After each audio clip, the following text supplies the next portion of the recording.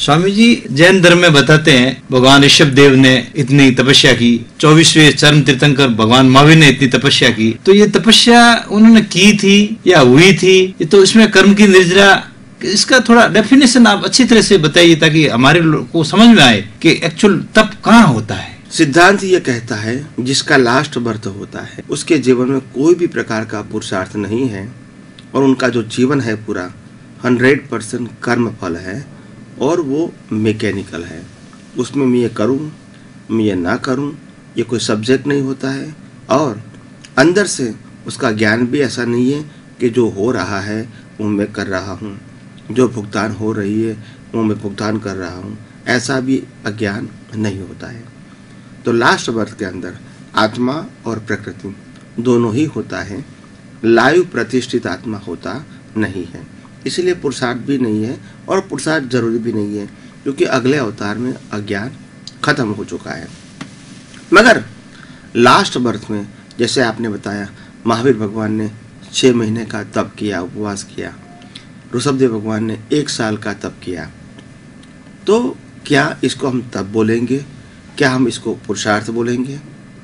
नहीं, ये तप नहीं है, ये पुरुषार्थ नहीं है, यह उनका उदय कर्म है।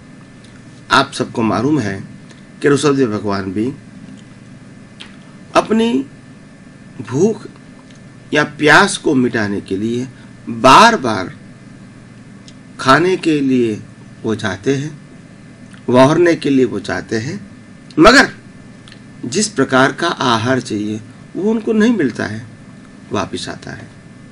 ऐसे ही भगवान महावीर भी अपनी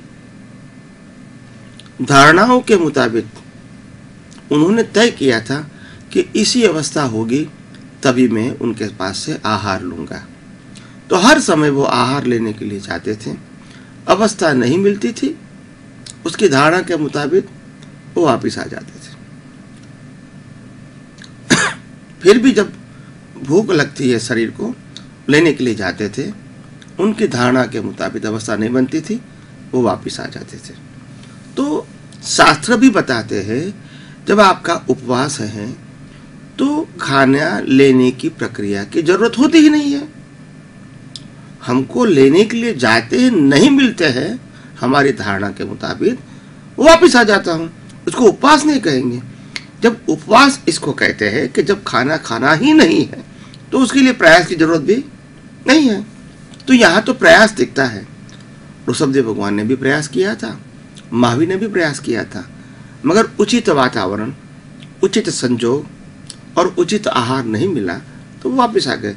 इसको उपवास नहीं कहेंगे, इसको उदय कर्म कहेंगे। और उदय कर्म से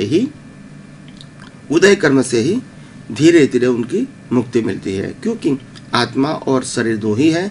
शरीर का तो धीरे धीरे अंत आ ही रहा है और अंत हो जाएगा, आत्मा अपने आप सिद्ध क्षेत्र में चली जाएगी, क्योंकि ये तीर्थंकर भगवान है, ज्ञानी है, केवल ज्ञानी है, उनका लास्ट बर्थ है, इसीलिए उनको पुरुषार्थ भी नहीं है।